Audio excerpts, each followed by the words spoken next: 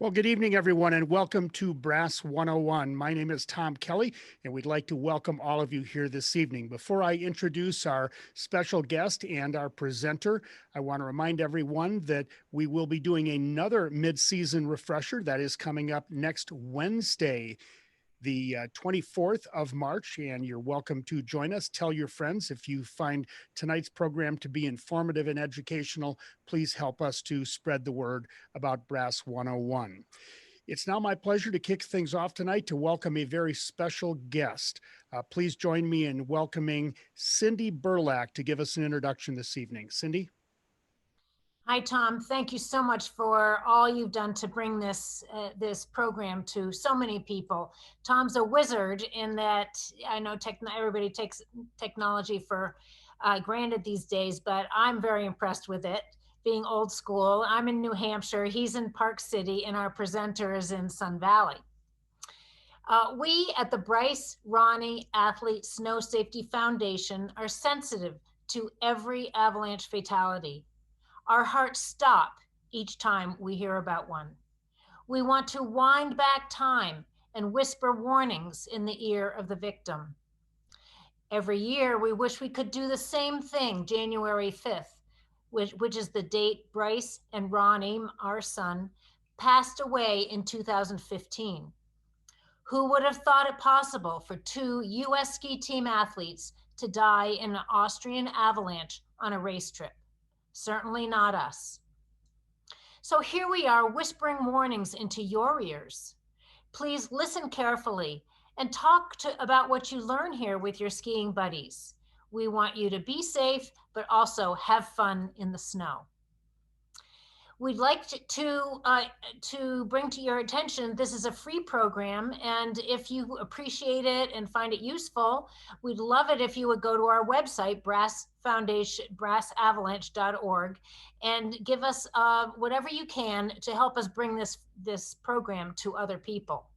We also so appreciate our sponsors who are continually helping us to spread the message, and they are Backcountry Access, RECO, Northern Vermont University, Utah Avalanche Center, World Cup Supply, and US Ski and Snowboard. We so appreciate all their help. Now it's my pleasure to introduce our presenter, who is Lindsay Mann. She's an experienced mountain guide, as well as a certified avalanche instructor.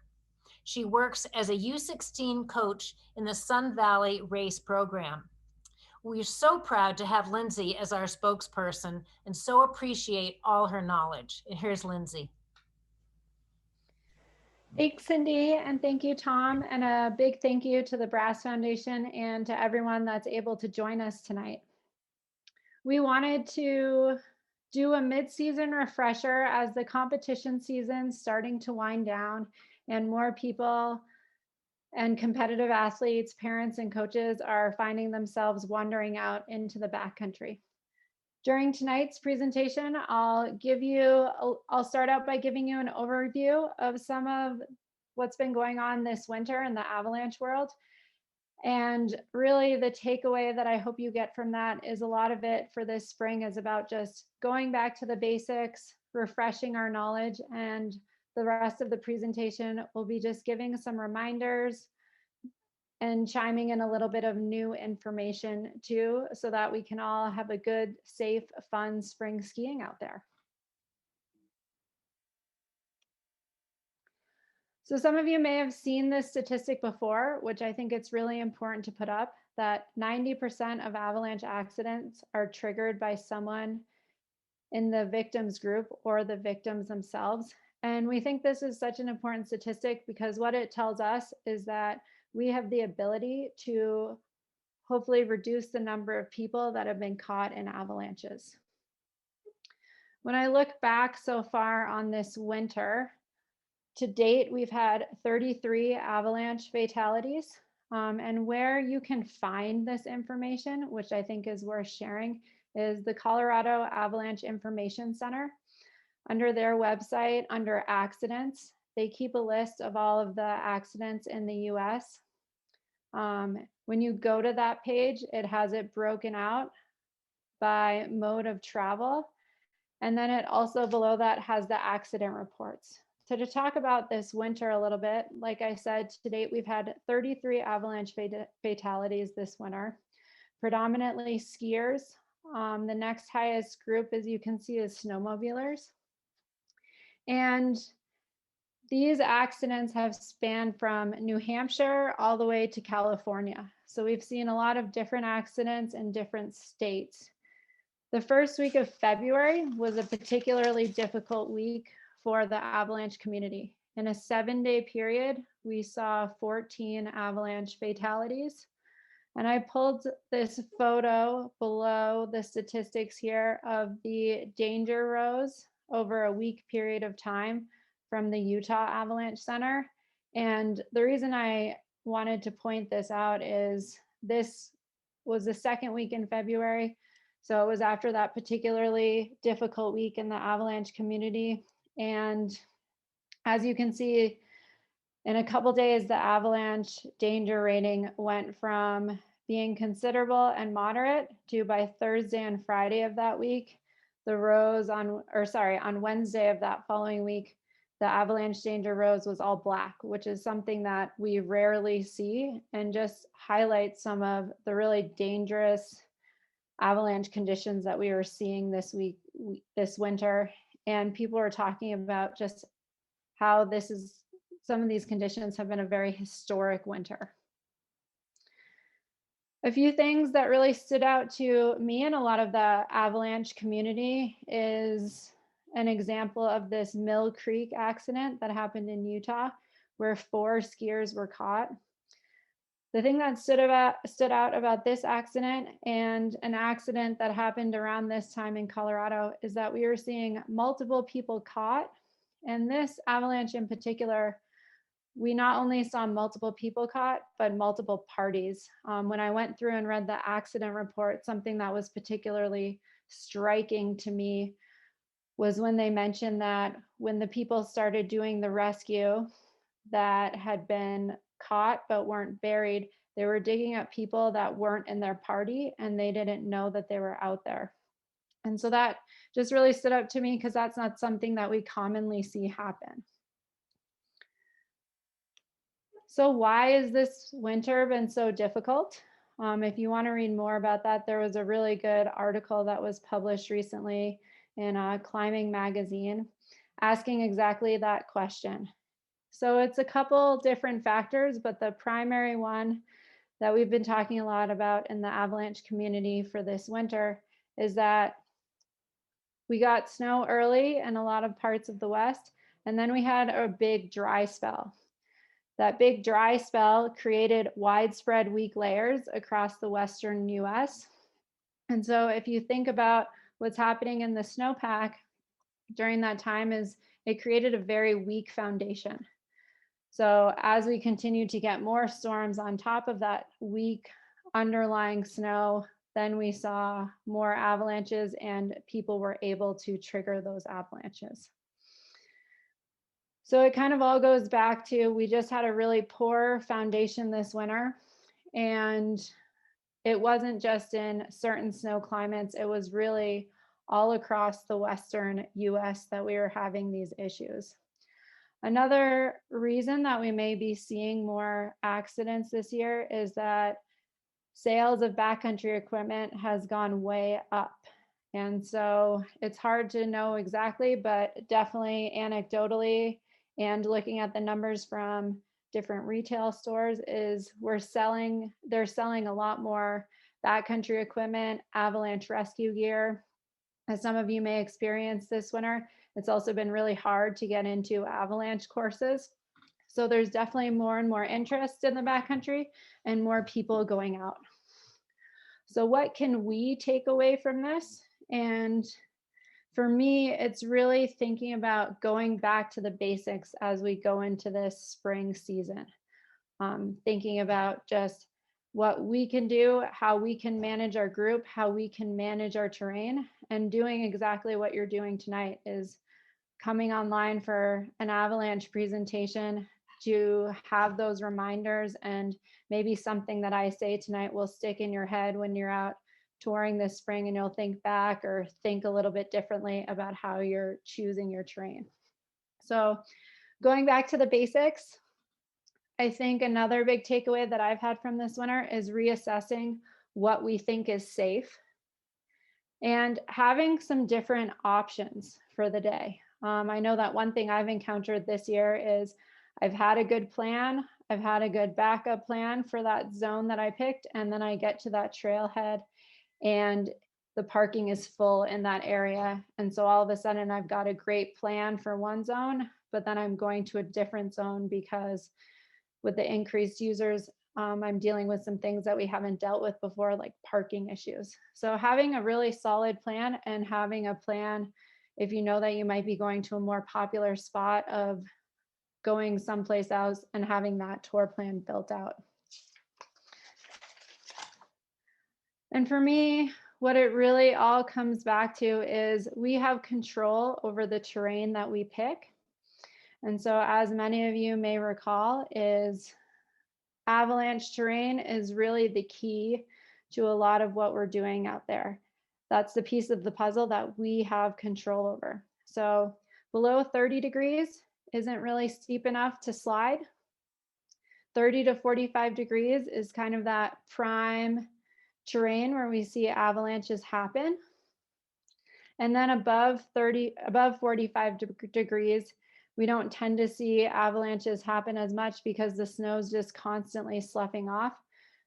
So we don't tend to see those big slab dangerous avalanches. We see more just these sloughs constantly coming off. With terrain, like I said, that prime avalanche terrain is between 30 and 45. Most start zones for avalanche are around 38 or 39 degrees, which is about a difficult blue run or a black run in a ski area. So knowing what the degrees are of the slopes we're skiing and thinking about different options. In this photo here, like coming up on this ridge line is a great way to assess and have eyes on what you're going to ski while keeping yourself out of harm's way. We also want to be aware of what terrain is connected to where we are. So thinking to ourselves, is there bigger, steeper terrain that we're traveling underneath as we're stopping and regrouping with our group? What's around us? What are we underneath? And constantly asking ourselves if this is a good place to stop and regroup.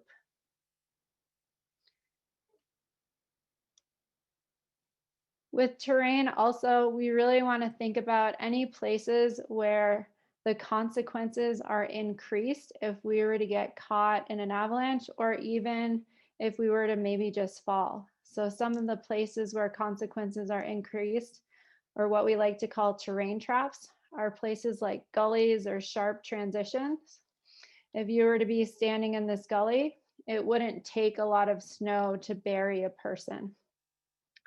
Also trees, or if we're skiing above cliffs or rocks, if we were to get swept by an avalanche off our feet, or even again, a smaller slough, all of a sudden the consequences are increased. And then any sort of large avalanche paths are another terrain trap.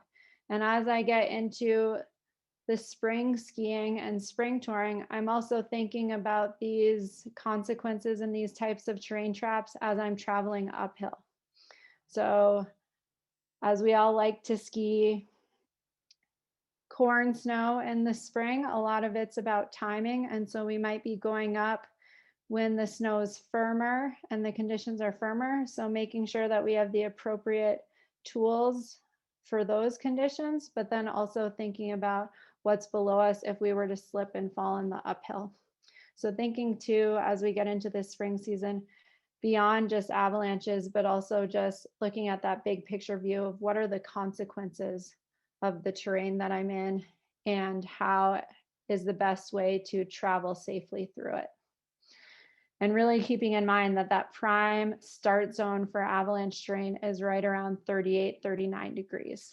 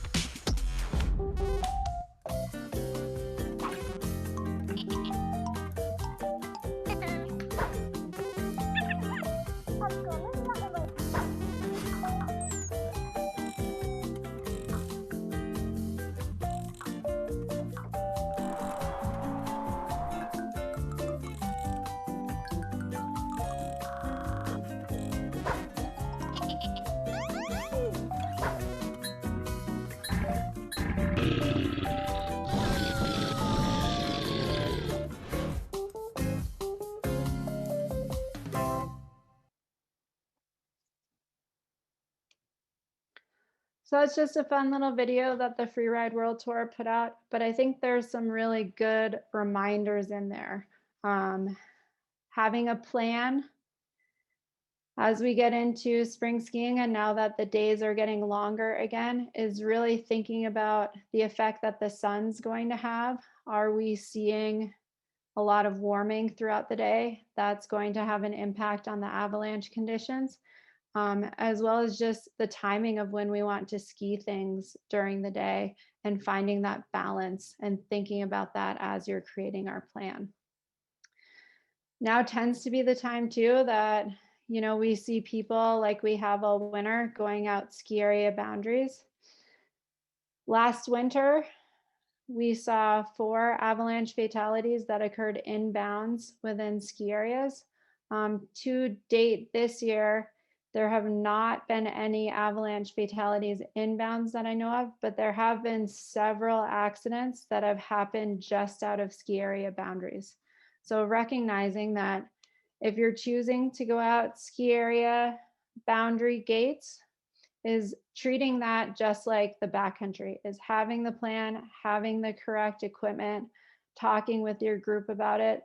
A lot of ski areas that have backcountry access gates, or gates that you can access out of bounds skiing, have those beacon checkers, which can be great, but understanding that that's only checking to making sure that you're transmitting.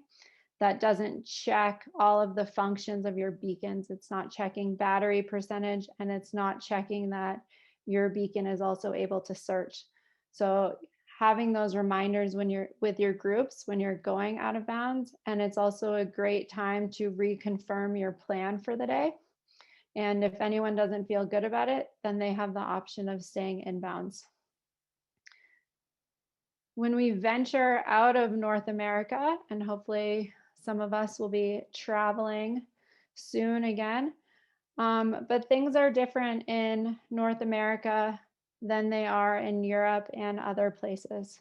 So in the US, everything inbounds is controlled by Ski Patrol, and they do their best to do so. When you go to Europe, which is where Bryce and Ronnie were skiing during their accident, on piste is what Ski Patrol controls and where they do control work. So that's groom trails. Off piste is not controlled by Ski Patrol, and avalanche mitigation is done there. So just making sure that we understand that difference as we hopefully start traveling more again.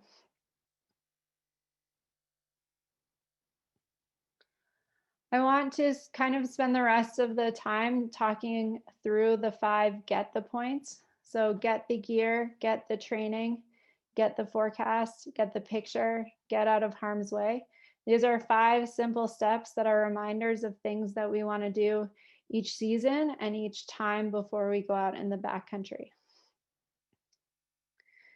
The first 3 get the points, get the gear, the first 2, get the gear and get the training, are things that we want to continually be refreshing, and that's more of our preparation. And then the last 3 get the points are things that we're doing every time that we go out.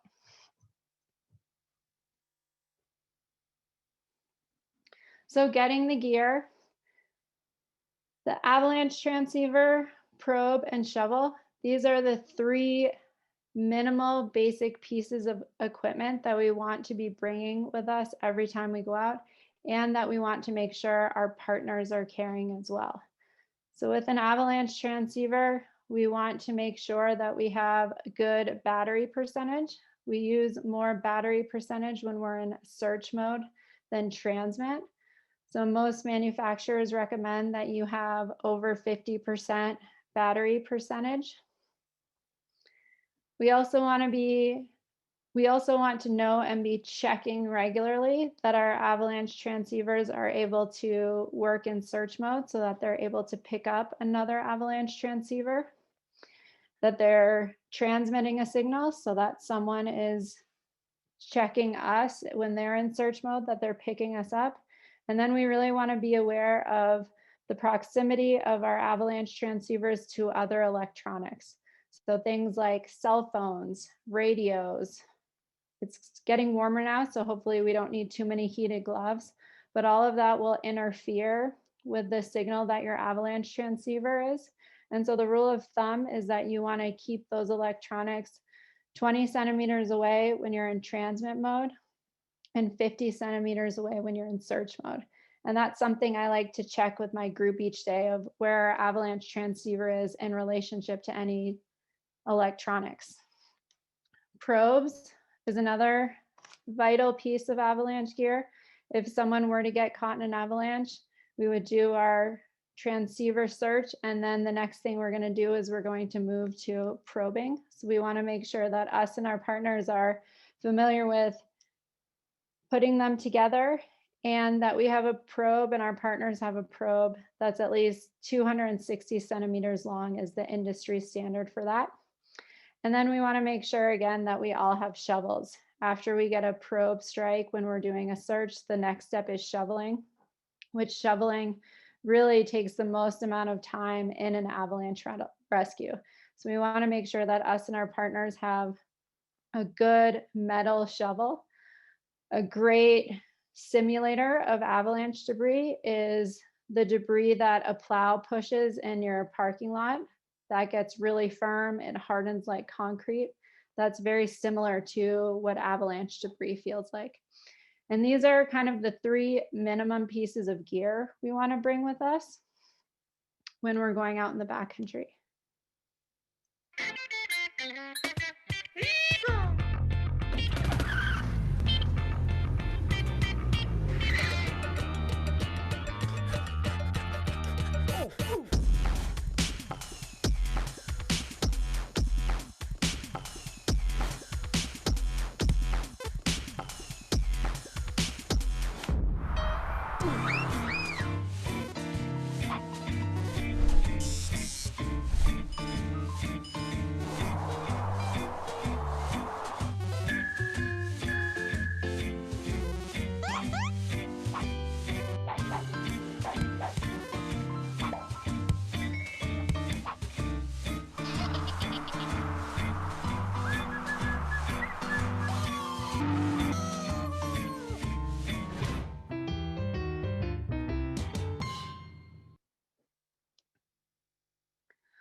So besides just having an avalanche transceiver, a shovel, and a probe, like they highlighted in the video, is having appropriate clothing for the day, making sure you've got good layers in your pack.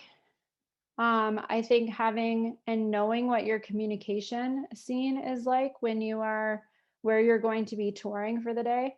So if you don't have cell phone reception, thinking about having someone in your party carry an inReach or some sort of satellite device. And then also, we saw a lot last spring as we saw these signs saying you should have the ability to self-rescue. And so as you're starting to go out in the backcountry more, starting to think about what would happen if something went wrong.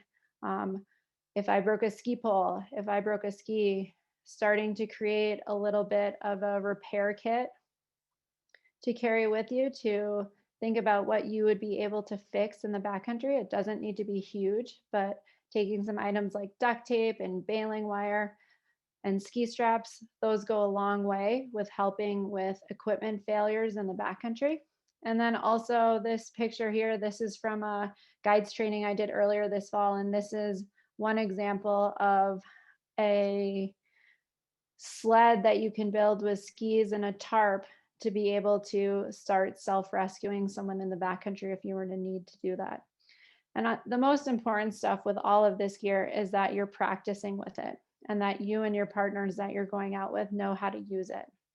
And now can be a great time as we're getting into possibly skiing some bigger objectives or getting out in the backcountry more, is refreshing these skills and going out and practicing again with your partners to use your avalanche transceiver, practice some companion rescue so that you feel prepared as you go out there if you were to have the worst case scenario. There's obviously also too, just in the Get the Training, a lot of other resources I wanted to highlight besides the Brass Foundation for some more formal avalanche education is ARI.org has avalanche courses. Avalanche.org is a great resource. And then knowbeforeyougo.org is another great place to just get a little bit deeper into some of these know before you go points and review some of these skills as you are getting into the end of the season here. So getting the gear, practicing with the gear, and getting the training are things we want to continue to do to prepare ourselves to go in the backcountry. And then when we go out in the backcountry each time, we want to make sure that we're getting the forecast, getting the picture, and getting out of harm's way. So this slide here is a picture of the avalanche danger scale. We see most avalanche accidents happen at considerable or level 3 hazard. And if you look in this section where it says likelihood of avalanches, it talks about how natural avalanches are possible and human triggered avalanches are likely. As we get into the spring cycles, we tend to see the hazard go down and we see more moderate and low, which is great to see on the avalanche forecast when we're checking.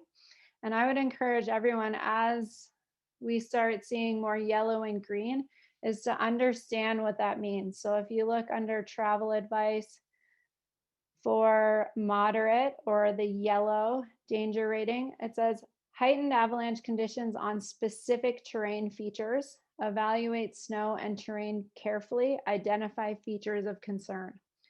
So it's still telling us that there are some places that we want to be wary of, and we want to have pointed out ahead of time to our group things that we want to be looking for when we're going out. And having those little conversations can go a really long way with you and your group in the backcountry.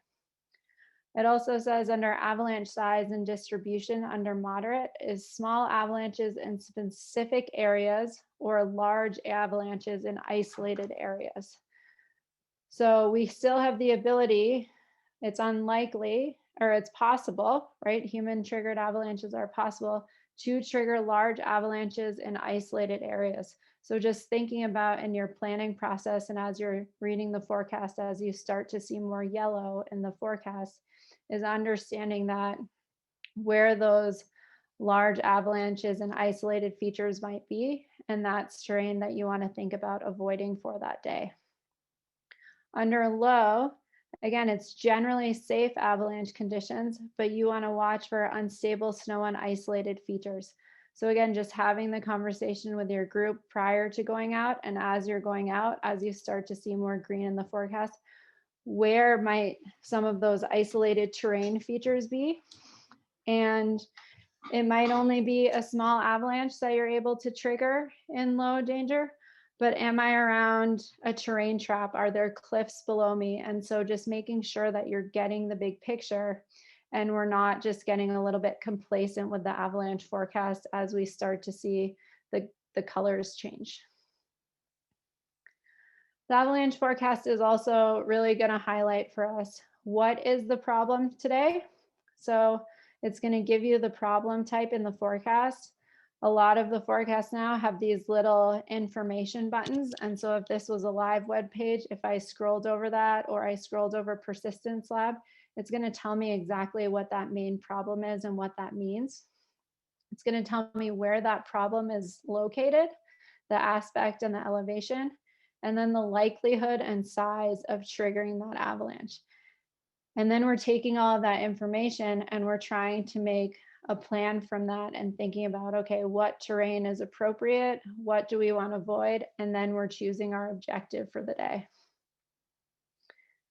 I pulled this too. This is from the Sawtooth Avalanche Center. A lot of forecasts have this feature as well, where at the top of the forecast, when you click on the forecast for a specific zone, it's going to give you a bottom line. So basically that bottom line is taking the information from the forecast and it's just giving you a couple bullet points on it. I still recommend scrolling down and reading the forecast in the entirety, but here's when you can find a lot of information on where it is likely that you could trigger an avalanche. So in the forecast from today, it says there is still a lingering chance of triggering a large slide on a very steep, rocky, wind-affected slope. So that's telling me the terrain that I need to avoid. And again, this is from today from the Sawtooth Avalanche Center, but a lot of different forecasts have a bottom line feature where they're giving us advice on what terrain we either need to avoid or what terrain we should maybe ski that day.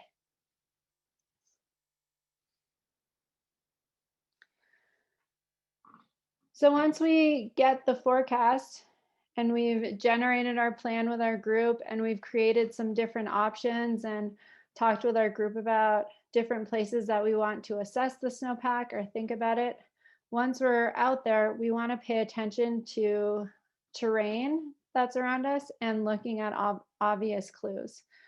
So just because there's tracks on a slope doesn't necessarily mean that it's safe to ski.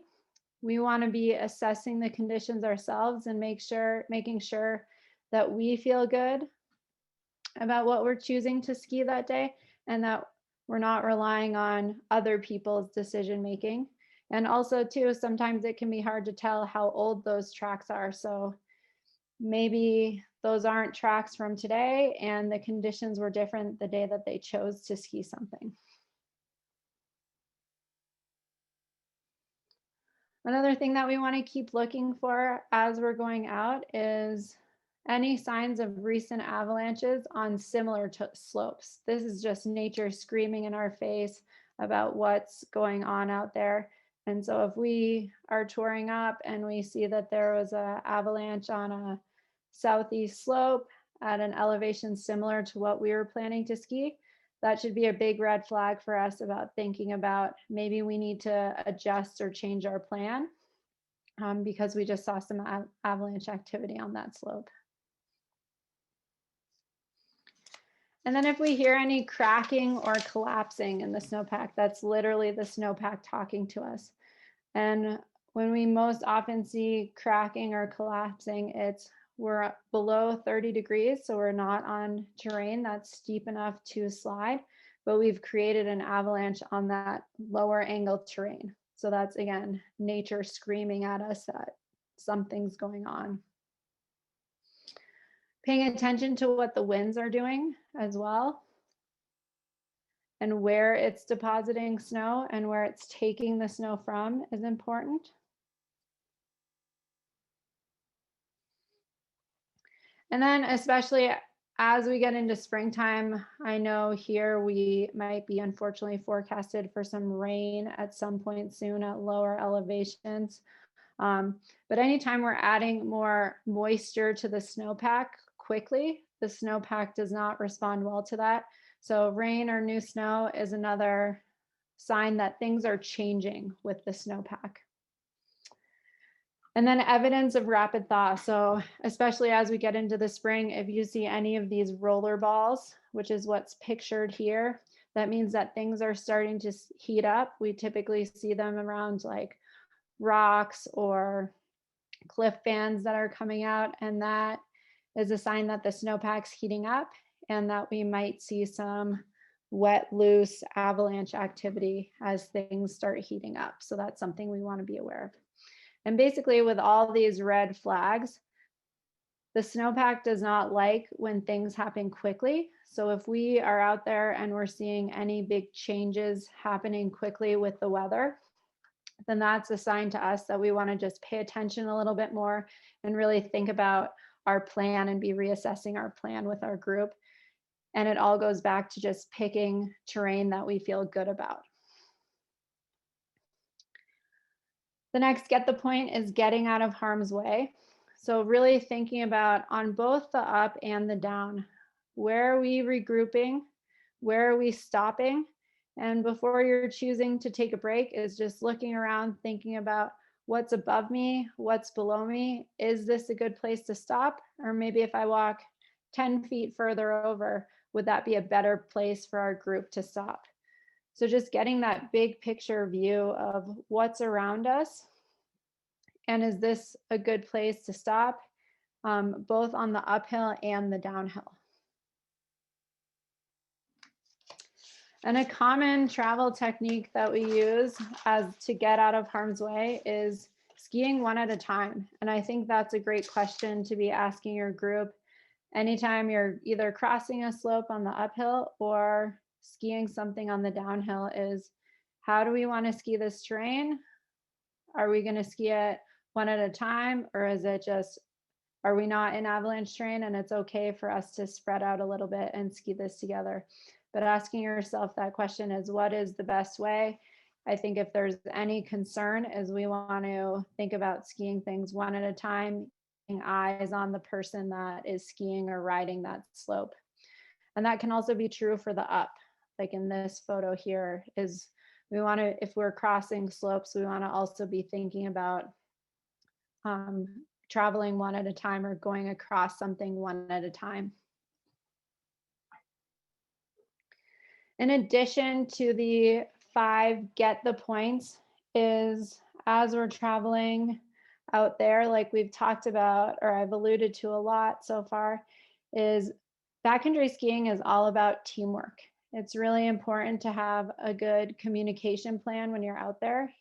Some examples of that are, here's where we're going to stop, reassess, and regroup, keeping eyes on your whole group so that no one feels like they're missing out on anything, and or if they saw something when they're going up or down that maybe the person in the front missed, that they're able to communicate that to the group. Radios can be a great tool for that as well, of being able to communicate with your party, especially if you're starting to ski bigger and longer runs, of, you know, not only getting information on how the snow is, but also, you know, being able to tell your partners, I didn't feel great about the snow here. I'd like you to ski more to the left of my tracks. That can be a great opportunity to use tracks. And then, like we talked about before, is just really, once you stop skiing something, usually we're pretty excited, but just taking a minute and thinking, am I out of the way of an avalanche path? And is this a good place for us to regroup? And am I able to see my partners from this vantage point? And recognizing that everyone processes risk a little bit differently, and being aware of your group dynamics.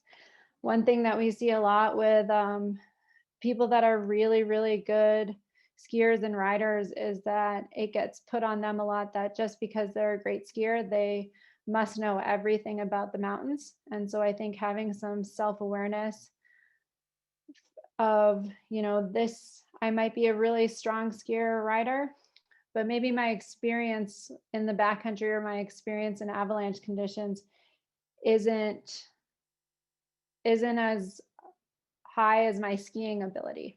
And so just being aware of, like, what are my strengths and weaknesses out in the backcountry.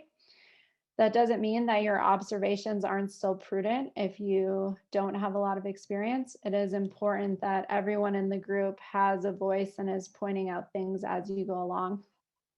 And then really having good communication amongst your group. We don't want to just be relying necessarily on one person.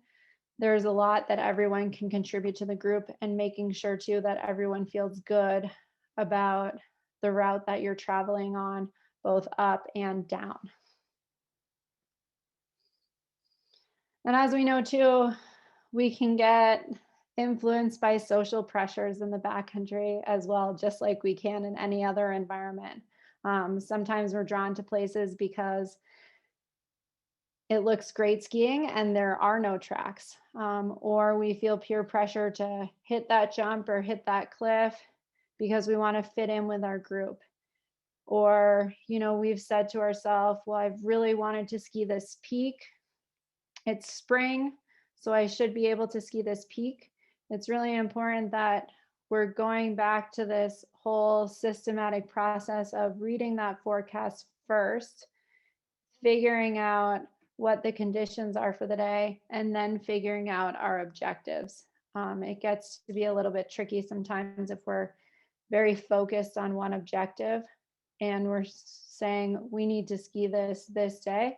Let's make sure that the forecast matches the objectives that we're hoping to ski, and when you get those two to line up, it can be some of the most fun, satisfying days in the mountains. But a fair bit of planning, and sometimes the stars need to align to just get all of our ducks in a row to be able to ski some of that bigger terrain. So ultimately, what matters is that we're being good team members, we're communicating well, and that we're coming home safely at the end of every day. And sometimes that means that we do need to turn around.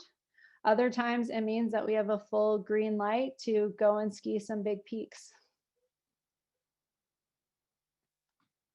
We want you to realize that avalanches are dangerous, but you can avoid getting caught in them. First, get the gear, but then you've got to get the training before ever going into the backcountry. Next, always check your local avalanche forecast so you can anticipate the given avalanche conditions for the day. You can get the picture by looking for the obvious signs of instability, and you'll be getting out of harm's way by managing your exposure to potentially hazardous slopes. A lot of times when people watch us in the films, all they see is the action of us shredding these big lines. But what you don't see is the behind the scene, all the prep that goes into making sure that the slopes are safe, checking out the snowpack, waiting for snow to settle, doing all the homework it takes to safely rip the big lines. All this information is great and incredibly practical. But at the end of the day, if you feel uneasy about something, it's about having the courage to say no and walk away. The mountain isn't going anywhere. It doesn't matter if you've made thousands of good calls. All it takes is one bad call, and that's one too many. Some days the mountains are screaming, get out of here, and some days the mountains are going, come on in, it's time to party.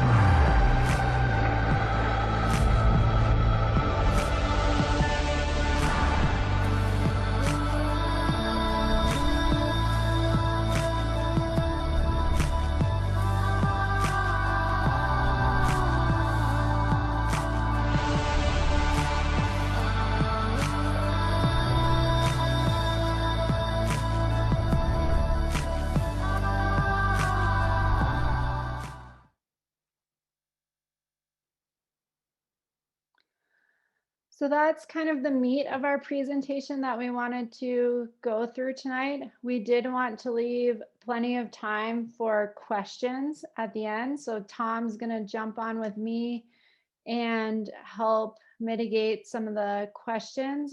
Feel free to put questions in the Q&A box. And then once we're done with the question section, we're going to play the full-length off-piste video. For anyone that does have to jump off, I just want to say thank you again for joining. There may be some things that you've heard before, which I think just emphasizes how important they are to just remember throughout the winter as you're getting out and skiing and riding. And hopefully there are some new tidbits in here too. So yeah, I'll hand it over to you, Tom, to help relay some questions. Well, thank you, Lindsay, for a wonderful job in walking us through this. And thanks to everyone for attending to improve your education. We've shared a bunch of links in the chat, and you can grab those. But most importantly, you can go to brassavalanche.org/education and get a link to many other additional educational resources. Lindsay, let's go back to a point that you talked about earlier. A year ago, there were 4 inbounds deaths in the United States. Can you talk a little bit about was there anything common in those or any takeaways that we can learn?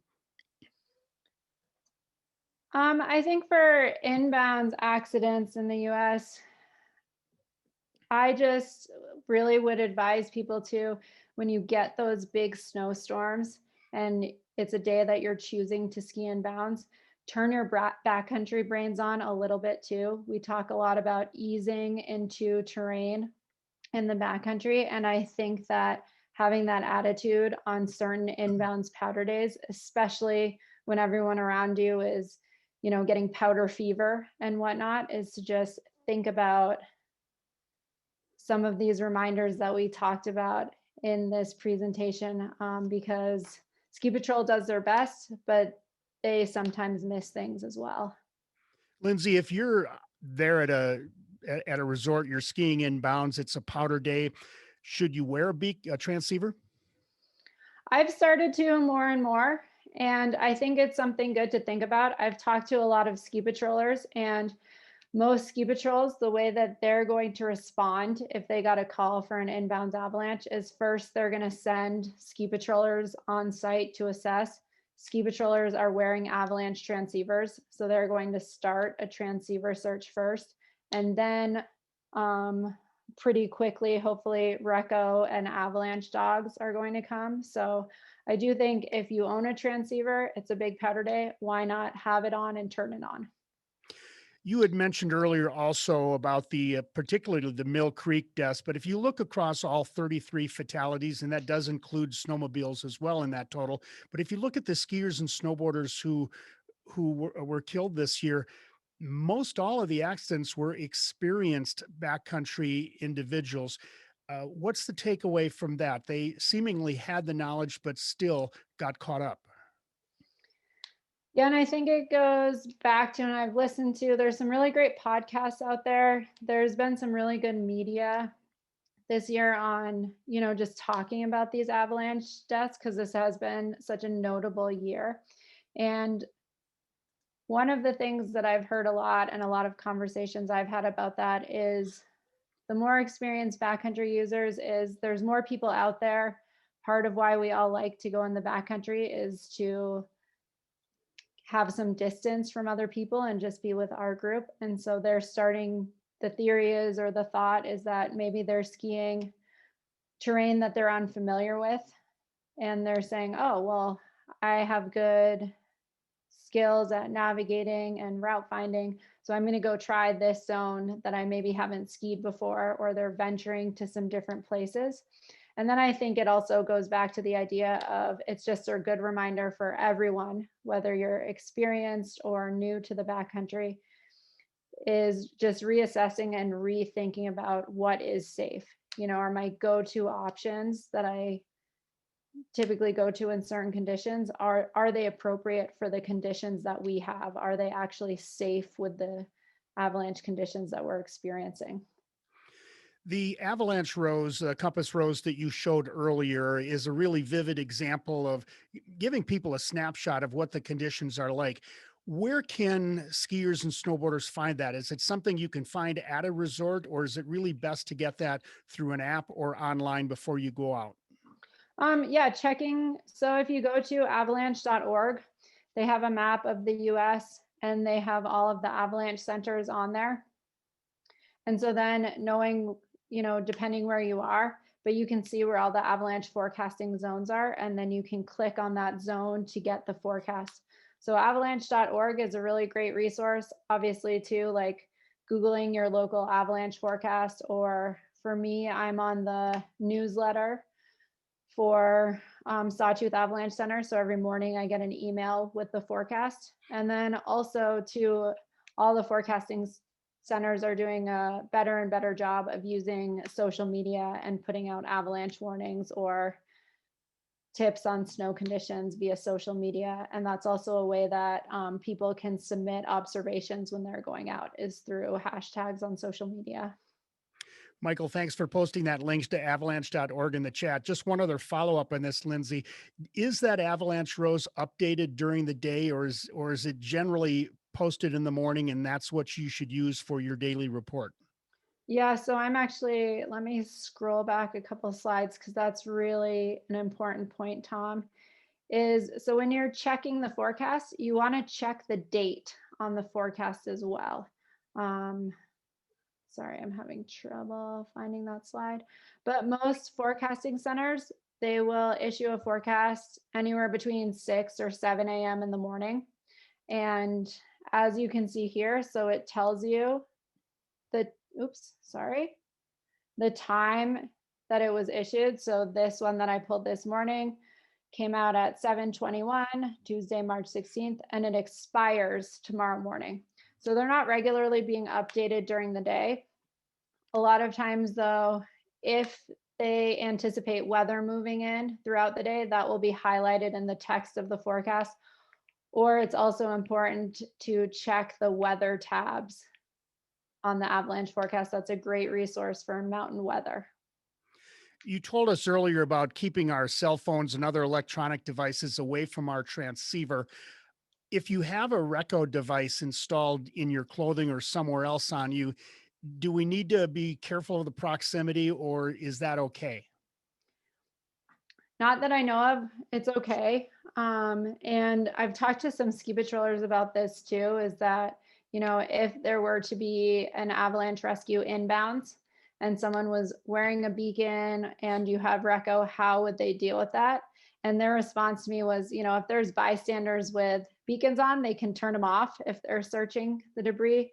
If they're out there with their Reco receiver, because they're looking to see if people are in a debris pile, if there were to be an avalanche inbounds, they could always cut out the transceiver of people's coats that were off to the side or people that they found. So I do think that the Reco technology is great, and it's something Ski Patrol uses a lot. It's very common in Europe as well. And so I think it's something, if you're purchasing new clothing, you should think about buying a coat or pant or whatever piece of equipment with Reco in it. Great. And Michael, thank you again for posting the Reco link. We have a follow-up too from Jay Burke, and Jay makes a really good point. Jay's here in Utah, and he, of course, like many of us here, were really up close and personal to that tragic Mill Creek accident that happened last month. That was a day where the avalanche conditions were very high. And what I know it's a delicate topic, but how do you reach that point where you make that decision to abort the plan for the day? I think the first thing for me is that it comes down to feeling comfortable with my group and talking to my backcountry partners and not feeling like they're going to be upset with me if I say, hey, you guys, is this the day to ski this? And a lot of times I'll just start that conversation throughout at breaks, of do we still feel good about our plan? And that can be a good positive way. And that can be a way to invite people if they have any hesitations about it. And I think we need to consider too, especially like when I'm out in the backcountry, is some days that I've turned around the mountains, it's not been because of avalanche conditions. It's just been because I'm feeling really off or I'm feeling really tired. And I don't think that I could be a good partner skiing some of those objectives. So sometimes I've turned around because of, just fatigue or I'm not feeling well. Or other times, it's someone forgot their crampons and all of a sudden it's pretty firm and we need to put on crampons and it's not safe for them to travel up. But I think in general, it's feeling like you can communicate with your partners well and just starting that dialogue early on of, do we feel good about our plan? Even when you are still feeling good about it. And I think if you have, that gut feeling or anything nagging at you saying something about this isn't right, even if you can't articulate it, I think that's still really important to bring up to your group, because sometimes that gut feeling is what saves people. Lindsay, let's talk about education. And we have a nice little hour and a half session here for introductory education, Brass 101. There are other resources out there like Know Before You Go, kbyg.org. The link is in the chat.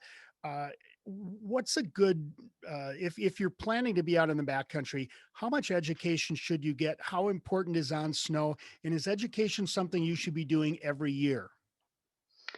I think you should be doing some form of education every year. What we kind of recommend is that, people start out doing some avalanche awareness presentations like this, take a level 1 course, and then prior to taking a level 2, go out and practice those skills you learned from the level 1.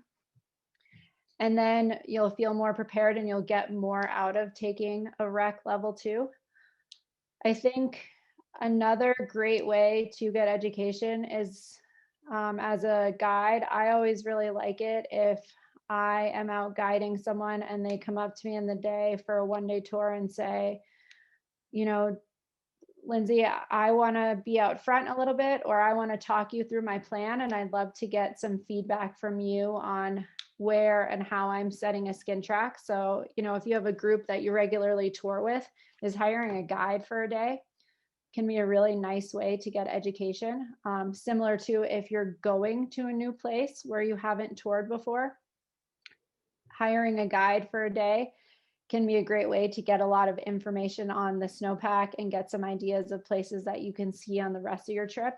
And then as far as continued education, a lot of avalanche centers do free presentations like this throughout the winter, so you can get more specific information on the snowpack in your area. And I think, again, just really following your local avalanche center is a great resource. But for more formal education, have some space in between your courses so that you can get the most out of it and that you've practiced some of these skills. Lindsay, we got a couple of other questions here. I loved your point though about the guide, and I was talking to some U.S. ski team athletes recently. And when you're in Europe, it's kind of a part of the norm to get a guide, but it's a little bit less so here in the States. So that is just as good an idea here as it is over in Europe.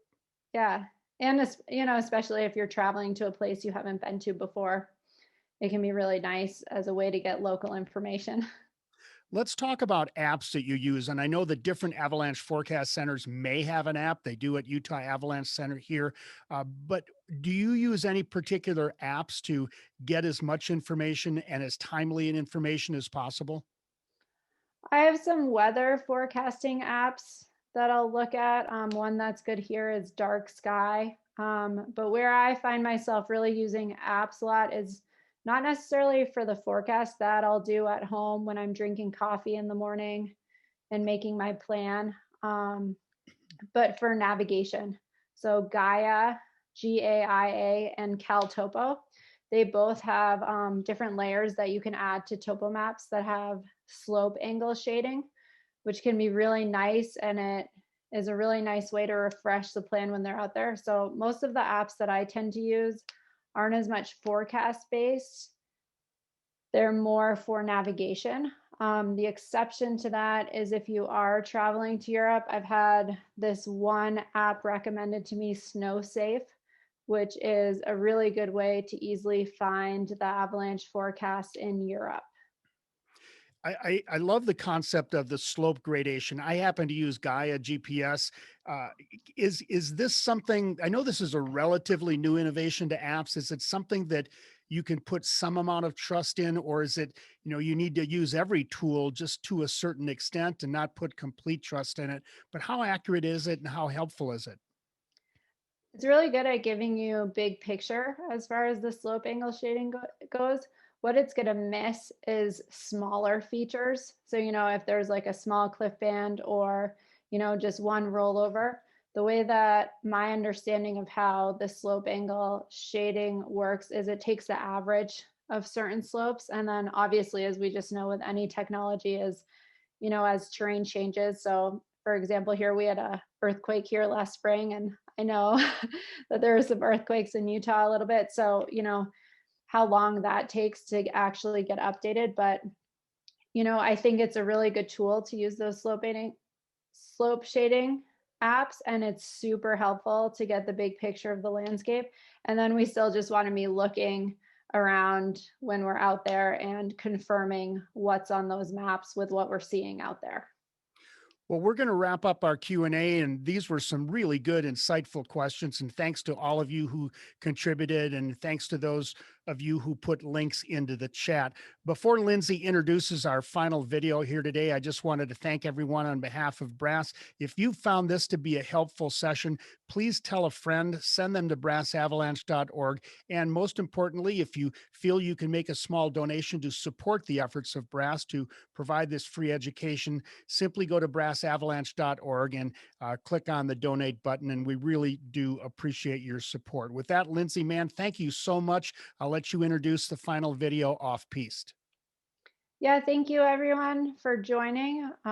This is the full-length off-piste video that the Brass Foundation put together along with help from Utah Avalanche Center and some various other contributors. It is a pretty powerful video, but I definitely think it's something worth sharing and worth watching. So again, thank you everybody.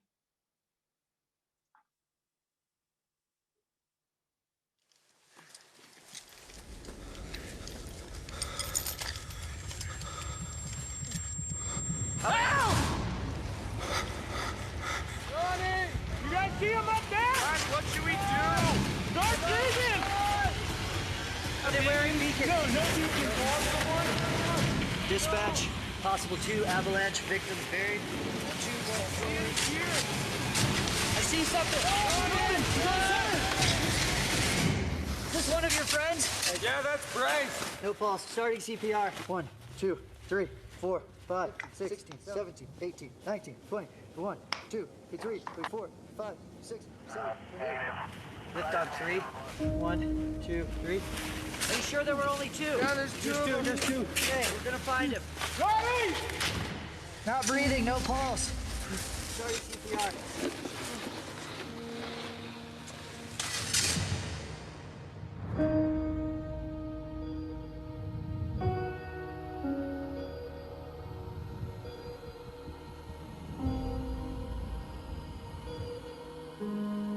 Nature can turn deadly in a matter of seconds. It's hard to believe that such a tragedy could happen. The accident has left many in the skiing world in shock. Tragic news tonight as 2 elite skiers training for a spot on the U.S. Olympic team are killed in an avalanche. Rescue crews from Solden were on the scene immediately with multiple helicopters.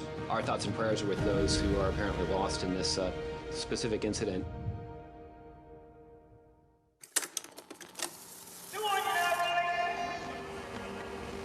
Go for it, Brycey!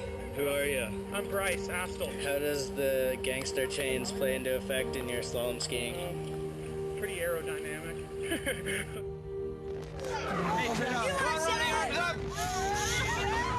Happy birthday to you.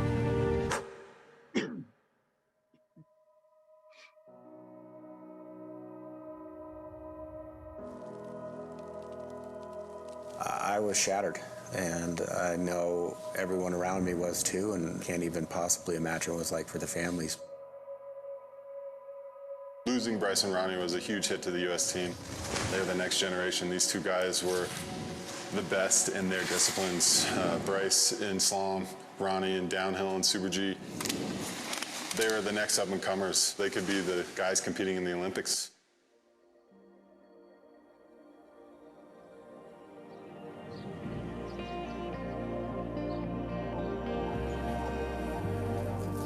This is the famous smile because he had just won U.S. Nationals juniors. He always had my back, and it makes you appreciate it more now that he's not here, you know?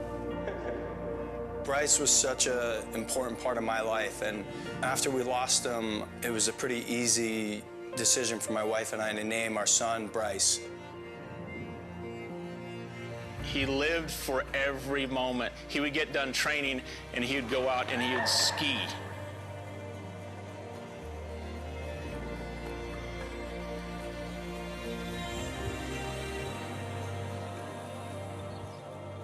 This is a card that we made up at the time we lost the boys, and it has Bryce, so amazing on skis, and Ronnie in his element going 70 miles an hour through the air. He was kind, and he was grounded.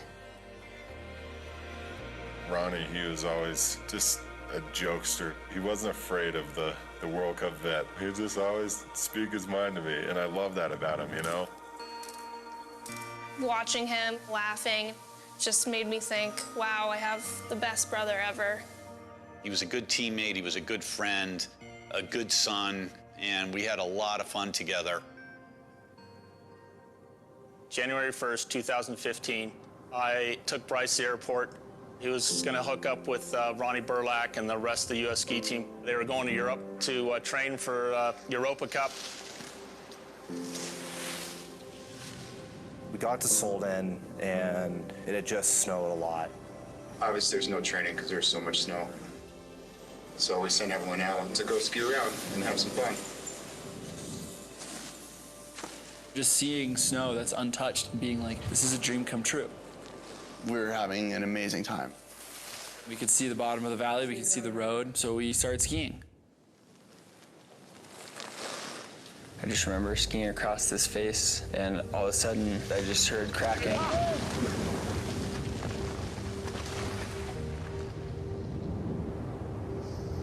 Everything underneath me started moving.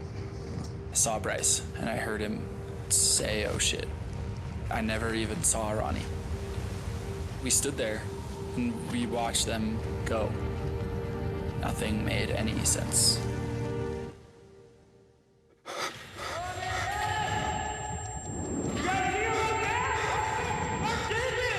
Then it just instinct took over, and there were people who had skied down right before us who saw everything and pulled out their transceivers. Are they wearing beacons? No beacons. No avalanche equipment. I need shovels. That was when I realized how stupid we were being. Okay, does anybody have a probe? We're at the bottom of Solden 1. We need helicopter, 2 more patrollers, hasty team, then AED. Probably took 15 minutes for helicopters to come in. I was pretty aware that it had been too long. The first thing that appeared was Bryce's boots sticking up out of the snow. He was upside down. His boot was 6 feet from the surface. Came across Ronnie a few minutes later. Ronnie, we got him. Did you get him out of the hole? That was an image that I'll never forget.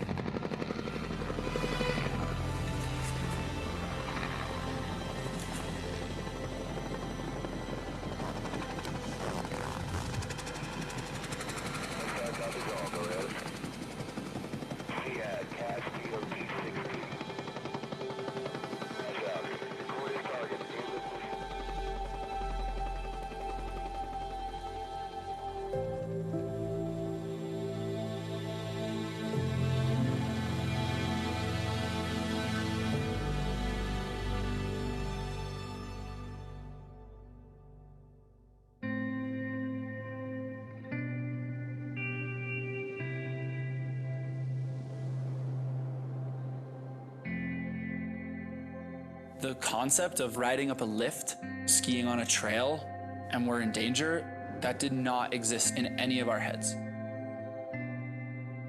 The coaches and the boys did not receive any orientation or any training regarding the dangers of skiing in Europe versus skiing in North America. None of the young men in that group knew the difference between on and off-piste. Off-piste in the United States is defined as out of bounds, going through the gate, going under the rope. That's not what the rules are in Europe. When you are off the groomer, you are off-piste. In Solden, the day before the avalanche that killed Bryce and Ronnie, there had been heavy snowfall and strong winds. What that did is it put a lot of weight on top of the snowpack, which was fragile. Once these skiers got onto that slope, it couldn't support the additional weight. That weak layer fractured over a wide area, and that slab came crashing down. It produced debris that weighed almost 7 million pounds, the same as almost 10 747s. It takes all of 20 minutes to learn and to be educated. You want to make sure you're prepared. There are 5 points that are always really good to remember. You want to get the gear, get the training, get the forecast, get the picture, and get out of harm's way. First, you need the gear. Going in the backcountry, you need a beacon, a probe, and a shovel. And unfortunately, that day in Solden, the boys did not have that. Ronnie! I would have done anything for rescue gear, especially a shovel. You can always increase your chances of being surgical if you're unlucky enough to be caught in an avalanche by having retroreflectors in your equipment and clothing. Getting the gear is useless if you don't know how to use it. You've got to get the training. Take an avalanche class. If we would have taken just one class, we would have known not to ski down that terrain in the first place. One key thing you're going to learn in every avalanche class is that you have to check the forecast every time you ride. None of us checked the forecast that morning. It would have taken just 2 minutes on the gondola ride, and none of this would have happened. So when you're out on the snow, you gotta get the picture. And what does that mean? That means pay attention. Are you seeing recent avalanches? That's by far the most important clue. That's like Mother Nature screaming in your ear. If we had known it wasn't controlled, we 100% would not have been there.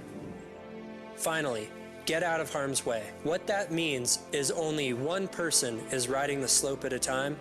We were breaking one of the simplest rules. In some ways, it's a miracle that all 6 of us didn't die. Once you get to the bottom, you need to get out of the way. That way, if somebody else in your group triggers an avalanche, you won't be caught. These 5 simple steps everyone should know about, and everybody should be trained in. Coaches, parents, athletes, administrators of the program.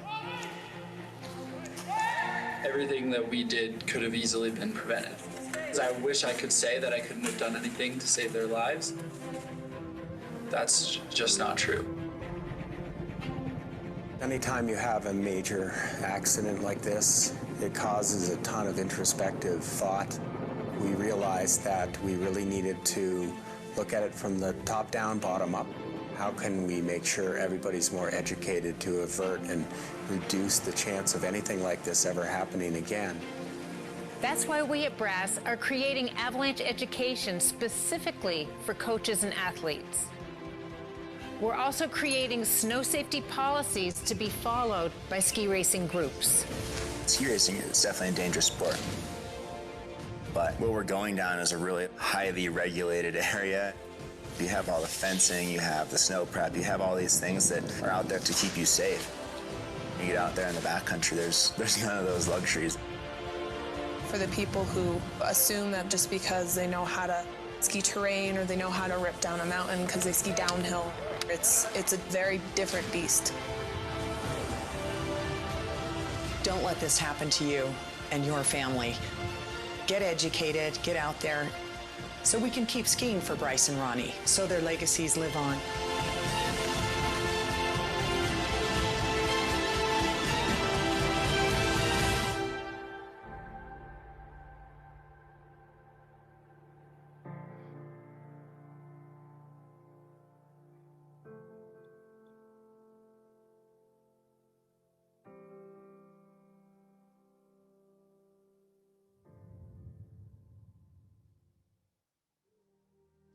Thank you all for joining us tonight for Brass 101. We appreciate you taking the time to get this education, and thank you too for your support of Brass. Have a good night and have a safe spring skiing.